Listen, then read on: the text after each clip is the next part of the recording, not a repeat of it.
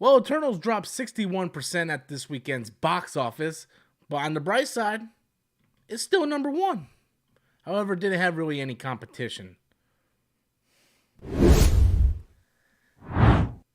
Hey guys, welcome back to the channel once again. I am Robert Storms, back with another video, this time talking about the second weekend's box office of Marvel's MCU Marvel Studios Phase 4, The Eternals, the third film in Phase 4, the third MCU film we got this year. So we go up to the numbers right now.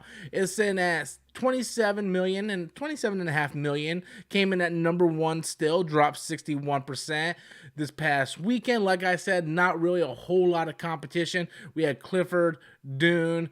Clifford came in with 16 million, and yeah, so I mean, it didn't have a whole lot of competition. Now this coming week we do have Ghostbusters Afterlife. The week after that we have Resident Evil, so it's gonna have some competition coming up in the next couple of weeks. So whether or not Eternals is gonna be able to hold on to that, who knows? I'm a fan of the movie. I do realize that a lot of people aren't fans of the movie. You know what? If you don't like the movie, you're entitled to that. You're entitled to your opinion.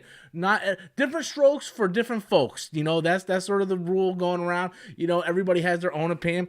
So if we look at the Eternals overall worldwide gross right now, it's in at 281 million. Again, that's only for its second weekend. We're actually getting ready to start its second week. So yeah, that's not too bad actually. 118 domestically, 162 international with 281 worldwide. That's actually not that bad. That's sort of on target with what Black Widow and Shang-Chi has done, because like I said, it's going into its second week. There wasn't a whole lot of competition, so it should be fine up until Thursday when we get Ghostbusters Afterlife.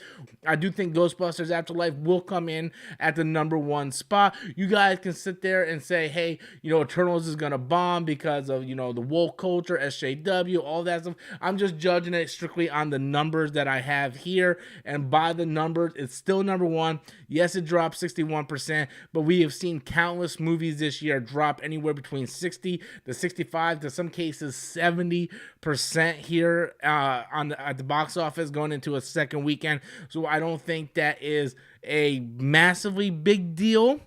However, the one thing I do want to point out is, like, let's look at Carnage, guys, because Carnage is at 404, or Venom 2, Let There Be Carnage, is at 202 million domestically and 441 worldwide. So that's pretty spectacular, man.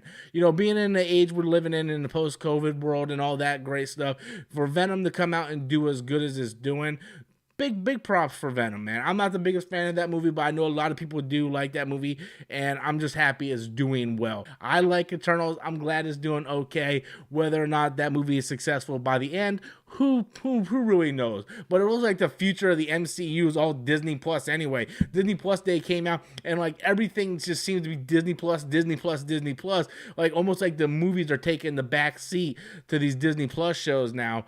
But overall, yeah, guys, not a whole lot to really talk about other than Eternals, even though with the big drop off, it still came in at number one, and people are going to try to spin this bunch of different ways, and they can spin it all they want, but at the end of the day, the movie is right on pace with pretty much every other movie. Now look, the Rotten Tomatoes score isn't the best. I can't sit there and justify that. I have no excuses for that.